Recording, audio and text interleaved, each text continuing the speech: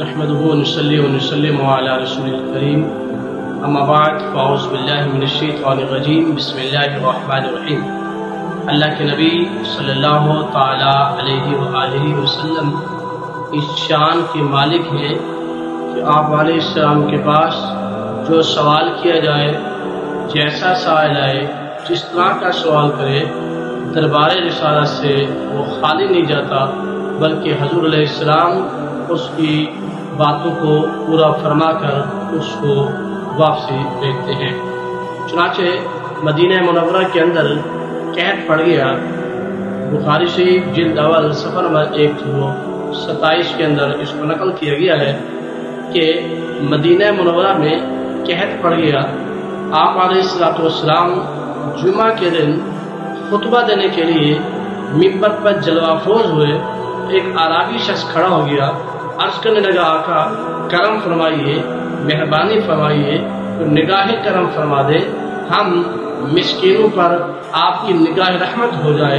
حضور نے ارشاد فرمایا، اعرابی کہنا کیا چاہتا ہے؟ اس نے کہا، یا رسول اللہ صلی اللہ علیہ وسلم، اس مدینہ منورہ میں قحط سالی کی وجہ سے لوگ ہلاک ہو رہے ہیں، ہم پریشان ہو رہے ہیں، بچے بھوکے پیاسے مر رہے ہیں، آپ کرم فرمائیے، اللہ کی بارگاہ میں دعا فرمائیے، اللہ پاک بارش برسا دے۔ اللہ کے نبی صلی اللہ تعالی علیہ وآلہ وسلم نے اس اعرابی کے کہنے پر دعا فرمائی۔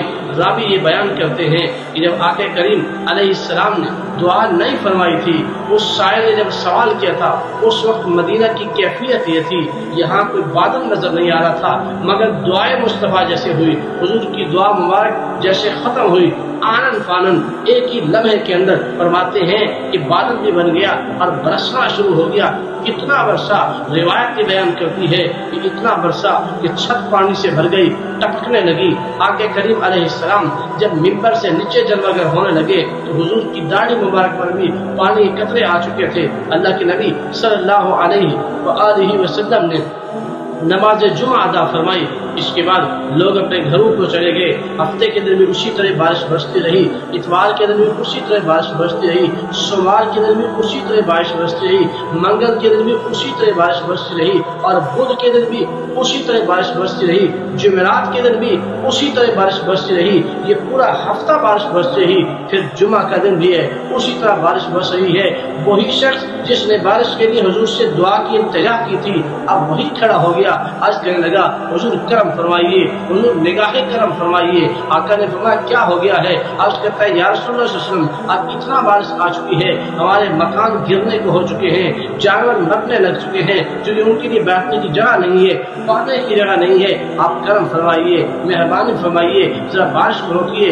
روایت میں یہ آتا ہے، اس اعرابی کے کہنے پر اللہ کے حبیب صلی اللہ تعالی علیہ وآلہ وسلم نے ایسے آسمان کی طرف اشارہ کیا جیسے جس طرف حضور اشارہ کرتے جاتے ہیں بادل پھٹتا جاتا ہے۔ چنانچہ بخاری کے اندر بیان کیا جاتا ہے کہ حضور نے جس طرف انگلی کا اشارہ فرمایا ہے اسی طرح بادل پھٹتا جاتا ہے، حتیٰ کہ مدینہ المنورہ سے بادل بالکل صاف ہو گیا۔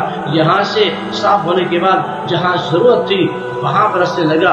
ناظرین گرامی، یہ وہ اللہ کے نبی صلی اللہ تعالی علیہ وآلہ وسلم کا معجزہ ہے کہ حضور علیہ السلام نے امتی کی طلب پر اللہ کی بارگاہ میں بارش طلب کی، اور بارش اتنے دن آتی رہی کہ بارش رکنے کا نام نہیں رہی۔ پھر جب اللہ کے نبی نے اشارہ فرمایا بارش رک گئی تو اندازہ لگا لیجیے کہ اللہ کے نبی کے ہاتھوں کے اندر کتنا کمال ہے، کتنا طاقت ہے کہ آپ علیہ السلام کی انگلی کے اشارے سے آسمان کی بارش رک گئی ہے۔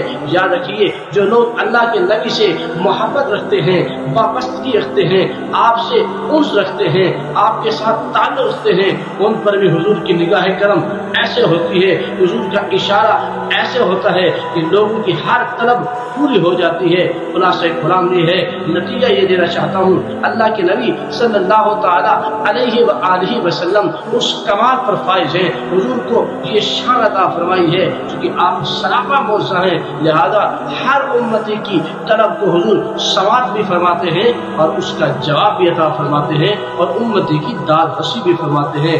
یہ امتی جو نبی کے در سے ٹوٹ چکا ہے پھر سے دعوت فکر ہے، آئیے نبی سے اپنا تعلق جوڑیے تاکہ پھر سے جب نبی سے تعلق جڑ جائے گا پھر حالات بھی بدل جائیں گے، حضور کی نگاہ کرم بھی ہو جائے گی، آپ کی خاص نگاہ رحمت بھی ہو جائے گی۔ اللہ تعالی ہمیں محبوب علیہ الصلوۃ والسلام کا سچا تابعدار وفادار امتی بنائے، آپ سچی محبت نصیب فرمائے۔